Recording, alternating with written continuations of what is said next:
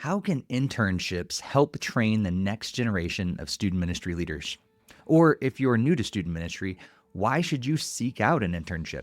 Well, that's exactly what we're going to be talking about on this episode of Student Ministry Connection. Let's get ready to connect and grow.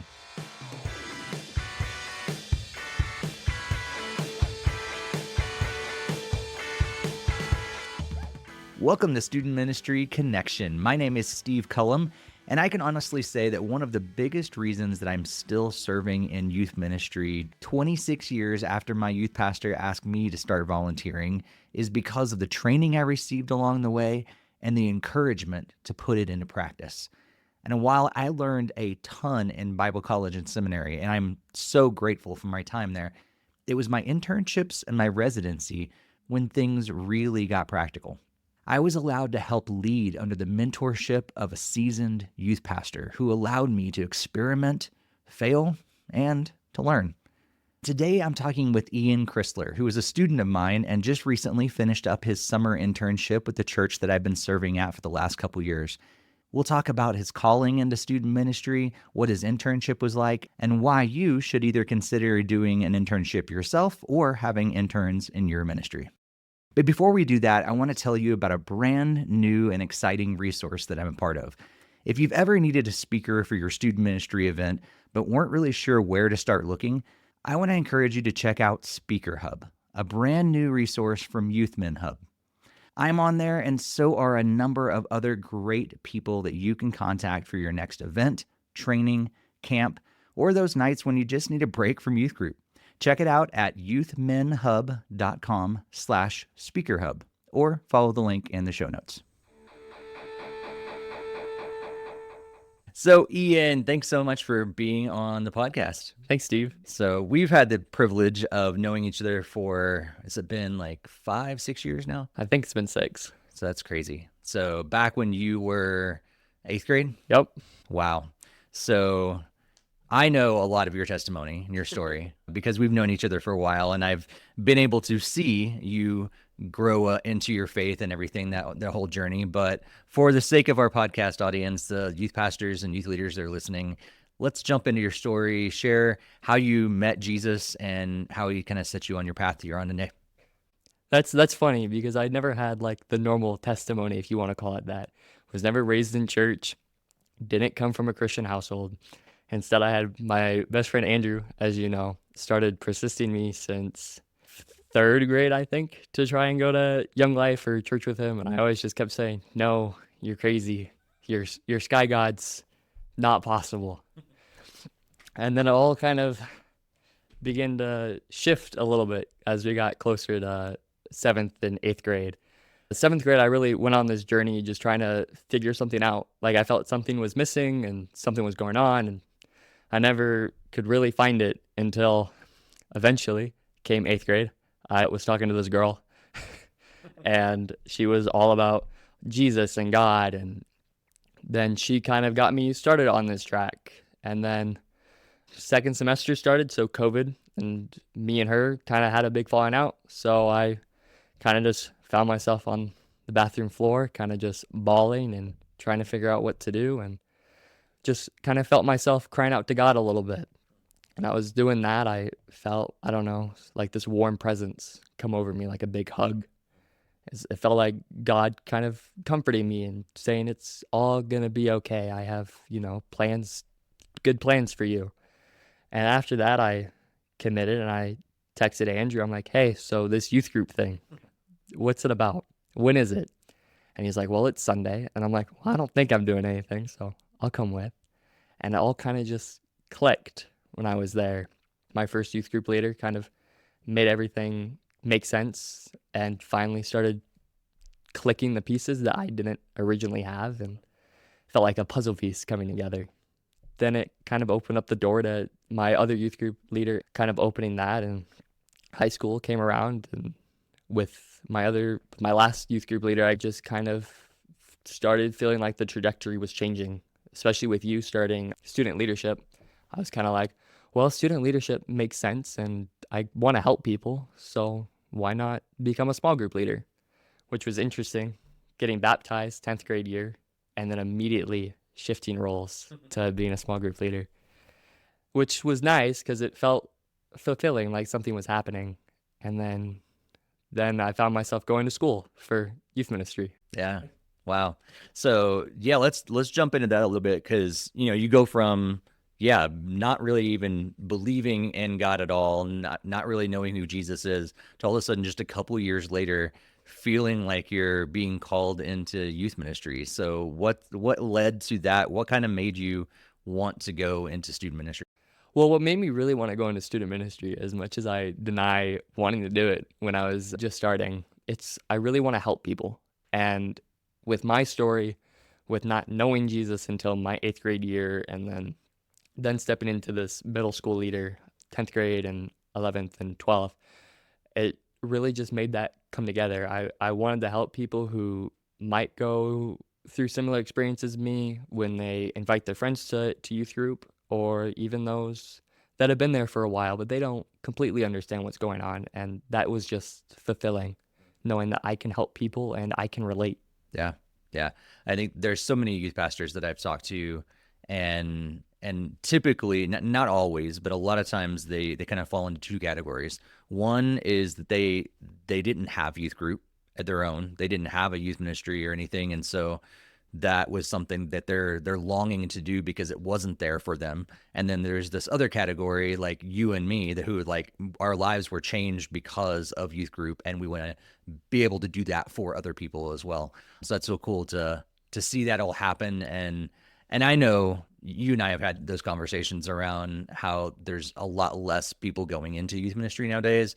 A lot of people are looking for youth pastors, and there's not as many out there. So thank you for answering that call. And it's so cool to see what God did, through student leadership, and then, opening the door to what he's going to continue to do in your life. Yeah, it's always fun, like having the conversation with you and how similar our stories are. But then you also said how your youth pastor kind of had that same sort of situation. Mm-hmm. Yeah. Yeah. So then you're called into youth ministry and everything, and we had the privilege of the church that I've been serving as an interim youth pastor. You came back and did an internship with us this summer. So what led you to say yes to be an intern for the rest of the summer? Well, just like denying Andrew to go to youth group, I denied it the first year you offered it to me too. But I felt like it was something that I wanted to do, to actually see if this is what I want to do for the rest of my life, and see if that was actually the missing piece that I was having. And with the trip that we've had and the experiences I've been able to make with the students, which I'm surprised with how fast I've made those in a 3-month internship, it all just kind of clicked together. Yeah. Yeah. And I think both you and our new youth pastor we just hired basically started around the same time. Yeah. And both of you guys had that opportunity to go on 2 different mission trips with us. And I think those kind of things help get to know those students so well, because you're like going from not knowing anybody on day 1 to all of a sudden 3-4 days into it, and you're like, I've known these people forever, when you really haven't. But it's amazing how like 72 hours will make a world of a difference. So what are some of the things that you did over the internship this summer? I know, but our audience doesn't know. What did you experience this summer? A lot of the things I experienced was a lot of hanging out in the same building for more than 2 hours. True. With a bunch of high schoolers and middle schoolers. We had that 3-week mission trip, if you want to call it that. 3-day. 3-day, yeah. Yeah. With it'd be crazy if it was 3 weeks. You would enjoy that.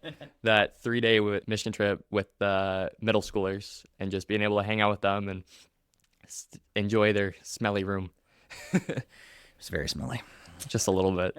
To then going on the mission trip to Alaska for a week with the high schoolers. But then other than that, it's been a lot of miscellaneous tasks. Going to youth group, which was already kind of in my normal schedule, or building tables, or while you guys were in a staff meeting, I'm on a computer looking at color by number or coloring sheets for kids' church. Yeah. So let's talk about the kids side of things, because most of the time we obviously talk about student ministry here on the podcast, but the reality is that most of the youth pastors that are in America, I don't know about around the world, but most of them also do kids ministry as well. So what'd you get to experience in kids ministry this summer that maybe just kind of opened your eyes to what that whole world is about? It's a lot different than middle school and high school, I'll give you that. Definitely not what I feel called to, but it was definitely nice to go through it because it just felt like the chaotic side of sixth grade and seventh graders, like all the time, trying to figure out how to change the lesson slightly because they don't want to pay attention. They don't want to sit still and watch even a 3-minute video or do the songs that you have planned or even listen to you talk for 10 minutes. So it was a lot of adjusting compared to, I mean, there's that with middle school and high school too, but it just happens a lot more. It felt like a lot like the VBS. Nothing could really be planned out. Sometimes you'd have bigger kids that can sit still a little bit or completely just not. Kind of depends on the day. Yeah. Nice. Just like middle schoolers. But yeah, really small and they tend to run around a lot. Or, like our pastor's kid would come sit next to me on stage. Yeah, that's fun. So what were some of the things that you learned this summer then just in general as you think back to, the 3 months that you get to spend with us and learning different aspects of ministry from kids ministry to student ministry, seeing a lot of what happens within the church world on a day-to-day basis rather than just, observing what happens in youth group and church and stuff like that. So what are some things that come to your mind that you learned this summer? Ministry can happen anywhere. That's one of the things that I knew when we'd go out to ice cream or when we'd meet at your house for student leadership. But I never realized how actually it just happens everywhere. It can happen in a normal conversations to 3 a.m. conversations with a bunch of high school students when the sun's still up. In Alaska. Yeah. So that was different, but it's also how much you actually have to do. Like I always thought, at least with you, go have fun with a bunch of high schoolers or prepare a message when there's actually a lot of preparing and setting up and thinking, oh, well, what game are we going to play this Sunday? Or what student should we get to speak? Instead of just going to your computer and typing a message or preparing a new sermon series. So, yeah. That's cool. And one of the things that we try to do, at least any internship that I'm involved in, is encourage you to have conversations with other people around the church too that are doing different jobs within the church in addition to the student ministry and kids ministry. So what are some things you picked up just about just church life as a whole? How much everyone actually enjoys it compared to a regular 9 to 5, like me who works at AutoZone the other half of the time that I'm not at the church. They actually enjoy it. Our pastor Lucas had a very rocky story, yet found himself doing youth ministry and now the co-lead pastor at the church. And then Pastor Dan, who tried to completely avoid ministry in the first place because he didn't want to be like his dad, then found himself ministering to to his friends who lost family while on a mission trip. Yeah. So it's safe to say, I think you had a good experience this summer. Oh, I loved it. So if there's someone else out there that is thinking about, being a youth pastor and they're considering like, I've heard about internships and stuff like that, what would you tell them to convince them like that it's worth it? Honestly, just do it. As much as that sounds silly and it's kind of stupid, like when you tell people, why should you go on this trip or why should you go to camp? Well, just do it. It's crazy how much it opens up the door. Because you can think, oh, well, I want to do this, but then you don't completely understand the ins and outs or the hard parts of it.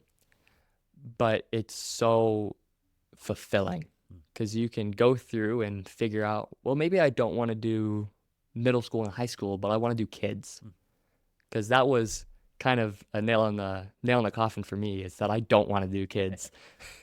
But people can have the complete opposite experience. And then you can have people to hold your hand along the way instead of just getting thrown into your first youth pastor position and kind of have to figure it out all on your own. Yeah.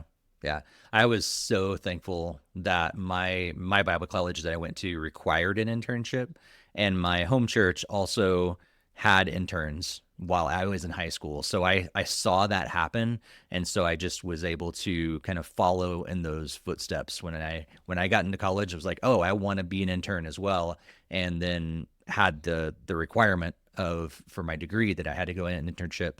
But a lot of churches don't have that opportunity. And so if you guys are listening and you're like, we don't have an internship sort of program, I would encourage you to reach out to me. There's a couple different organizations that I'm connected with that I'd love to connect you with. One's Intern Academy and one is Leadership Pathway. Highly recommend both of those organizations to help you develop an internship program and a resident program, because people need to have experiences like Ian has had. So Ian, as we kind of wrap up, what are you looking forward to as you're going into your sophomore year of Bible college and continuing to study to be a youth pastor? What are you looking forward to most? The relationship. That's the one thing I missed a lot at my first college, because I'm a transfer student, as you know, coming from a school up in South Dakota to now college in Kansas, not the place I thought I was going to go.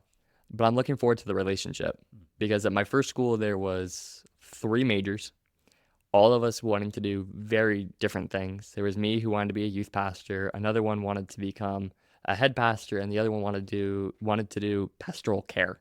So there was no like clear way that my teachers could help and minister to us. But at this one, with having 60 students just in ministry alone, you actually have those people that you can relate to. And I have to come back anyways to do another intern for credit. Nice. Yeah. And I think that was the thing that I loved about going to Bible college as well, is not only learning, but connecting with others that are doing that. And as you know, like this whole podcast is about connecting with each other. All of my work with National Network is also about connecting with each other. So important to build those relationships. So Ian, I'm sure people are going to want to ask you some follow-up questions and stuff like that, connect with you, see what you're learning in your Bible college career. What's the best way for people to continue connecting with you online? I have my Instagram, IRC122905 is my Instagram. But then I also have an email, Ian Chrisler 29@gmail. All one word, no spaces, all lowercase. So if you want to connect with Ian, ask him more questions about his internship experience, ask him how bad of a mentor I am, go ahead and ask him all those questions. But yeah, feel free to continue to connect with him. And Ian, thanks so much for being on today and talking about your internship experience. I'm so excited to see what God continues to do through you and in your life, as well as you study and have awesome opportunities to continue to grow as the youth pastor that God is creating you to be. And we just pray that God blesses your entire ministry. Thanks, Steve. Thank you so much for being here for this episode. If you've not subscribed on your favorite podcast app or on YouTube, be sure to do that so you don't miss any future episodes. And if you'd like to support my ministry with National Network of Youth Ministries, head over to nnym.org/Steve Cullen to learn more. And remember that every prayer and every dollar amount counts. And I am so grateful for every one of them. And one of the things that all supports is this podcast. And speaking of prayer, one of the things that I would ask you guys to be praying about is the continuation of this research project that I talked to you about just a couple months ago and have been posting about on social media.